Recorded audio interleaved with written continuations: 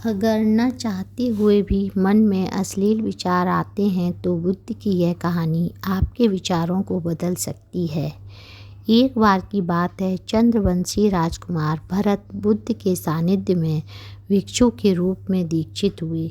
बुद्ध अपने भिक्षुओं को उपदेश देने के साथ साथ उनको भिक्षाटन के लिए भेजते थे, जहाँ से उनको भिक्षा मिलती। भरत को महात्मा बुद्ध ने भिक्षा लेने के लिए एक श्राविका के घर पर भेजा।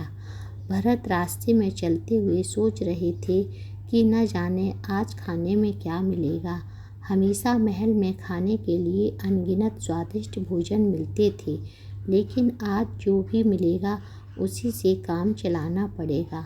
भरत ने श्राविका के घर पर जाकर भिक्षा के लिए याचना की। श्राविका ने भरत को बैठने के लिए कहा। श्राविका जब अंदर गई तो भरत पुनः अपने प्रिय भोजन के बारे में सोच रहे थे। जब श्राविका भोजन लेकर आई तो भरत अचंभित रह गए। भरत अपने प्रिय भोजन को देखकर खुश हो गए। भरत भिक्षा ग्रहण करने लगे। भिक्षा ग्रहण करते हुए भरत सोचने लगे कि उनको हमेशा खाने के बाद कुछ विश्राम करने की आदत है, लेकिन आज उन्हें यहाँ से खाना ग्रहण करने के बाद धूप से होकर वापस आश्रम पहुँचना होगा। भोजन हो जाने पर श्राविका ने भरत को कुछ समय विश्राम करने के लिए आग्रह किया। भरत पुनः खुश हो गए। सारी इच्छाओं की पूर्ति होते देख भरत इसको एक संयोग मानकर कुछ देर के लिए लेट गए।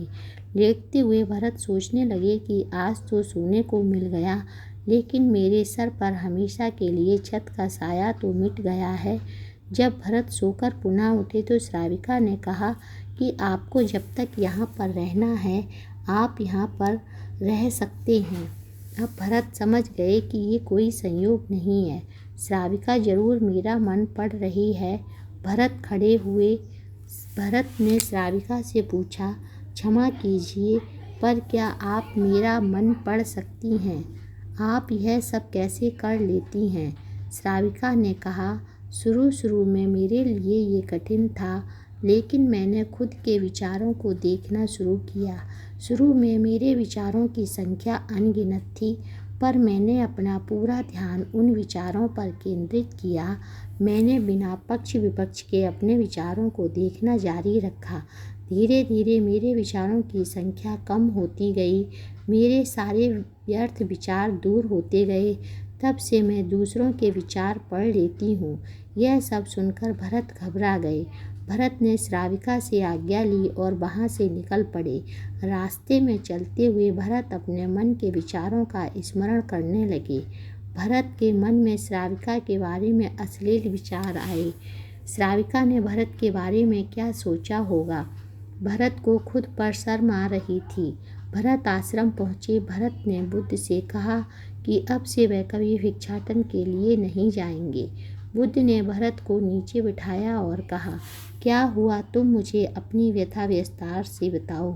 भरत ने विस्तार से सारी बात बताई। भरत की बातों को सुनकर बुद्ध ने कहा कि आज से 7 दिनों के लिए श्राविका के घर पर भिक्षा के लिए तुम ही जाओगे, लेकिन तुमको कुछ बातों का ध्यान रखना पड़ेगा। कल तुम जाते हुए अपने चित्त को पूरे होश में रखना। तुम्हारे अंदर कौन से विचार उठ रहे हैं उन पर ध्यान केंद्रित करना। होशपूर्ण और जागरूकता के साथ ध्यान करना कि कौन सी वासना तुम्हारे भीतर उठ रही है।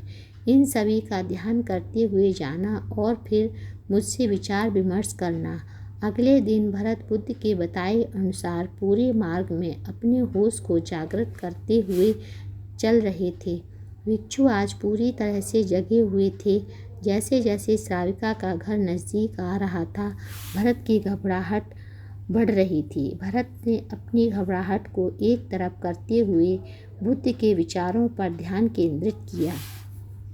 जब भरत श्राविका के घर पर पहुँचे तो उसके दिमाग में केवल एक सन्नाटा था, जिसके भीतर कोई वासना नहीं, कोई कामना नहीं, ना कुछ अच्छा पाने की इच्छा थी। भिक्षु भरत ने भिक्षा ली, ग्रहण की और वहाँ से वापस निकल गए। आज भरत रास्ते में नाचते हुए आ रहे थे। आज उनको जिस आनंद की अनुभूति हुई वह अद्भुत थी। आज से पहले इस आनंद को उन्होंने कभी महसूस नहीं किया था। भरत ने आश्रम में जाकर बुद्ध को प्रणाम किया। धन्यवाद साथियों, आपने मेरी इस कहानी को सुना। अगर अच्छी लगी हो तो लाइक, शेयर और कमेंट्स करिएगा और हमारे चैनल को सब्सक्राइब करिएगा ताकि आने वाली नोटिफिकेशन आपको मिलती रहे। धन्यवाद।